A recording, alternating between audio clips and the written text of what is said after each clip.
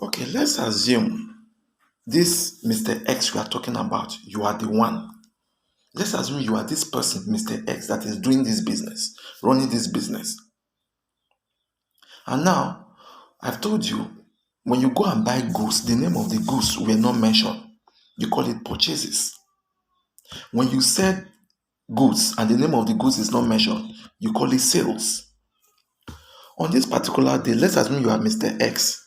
You went out, you bought some goods. After a day or 2 days, you find out that some of the goods were bad, were not okay, they are defect. You now decide to return it. Mind you, as you are running this business, every purchases you make, you record it in purchases book.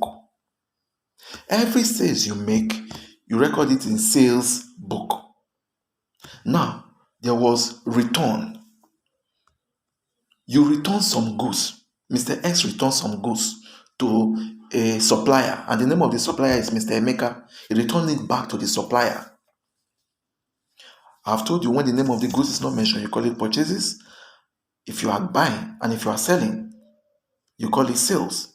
Now, this one, since you are returning, you are not buying, and you are not buying, you are not selling. You call it return outward. You are returning the goods back to the supplier you bought it from. So the kind of book you are going to record that transaction in as the owner of the business is return outward book. So the transaction is you return some goods to Mr. Emeka. What are the two accounts there that you have to identify? Number one account is return outward account. And number two account is Mr. Emeka's account.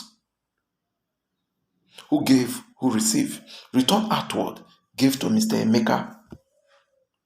And Mr. Emeka received. So you credit return outward and debit Mr. Emeka for receiving the amount of goods. Credit return outward for giving out the goods with the money value, and debit Mr. Emeka with the good he received with the same money value.